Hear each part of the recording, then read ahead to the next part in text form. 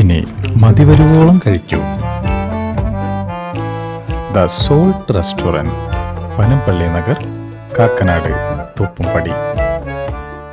കൊല്ലം KSRTC bus stand നിർമ്മാണം മന്ത്രി രാജഗോപാൽ സന്ദർശിച്ചു.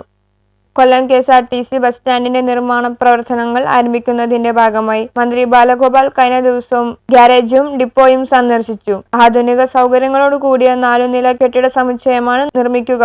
സംസ്ഥാന ബജറ്റിൽ വകയിരുത്തിയ 10 കോടി രൂപയും ആസ്തി വികസന ഫണ്ടിൽ നിന്നുള്ള 5 കോടി രൂപയും ചേർത്ത് 15 കോടി രൂപ വിനിയോഗിച്ച് നിർമ്മിക്കുന്ന ബസ് സ്റ്റാൻഡിന്റെ രൂപരേഖയ്ക്ക് അംഗീകാരം നൽകി. നിലവിലെ ബസ് സ്റ്റാൻഡിന്റെ അറ്റകുറ്റപ്പണികൾ അടിയന്തര പ്രാധാന്യത്തോടെ പൂർത്തീകരിക്കും. പുതിയ ബസ് സ്റ്റാൻഡിലേക്കുള്ള റോഡും ഉടൻ നവീകരിക്കും. പ്രധാന നിരത്തിനോട് ചേർന്ന് ബസ് സ്റ്റാൻഡ് വരുത്തുന്നത് യാത്രക്കാർക്ക് കൂടുതൽ സൗകര്യപ്രദമാകും. 4 നിലകളിലായി 34,432 ചതുരശ്ര അടിയിലാണ് പുതിയ ബസ് സ്റ്റാൻഡ് നിർമ്മിക്കുക.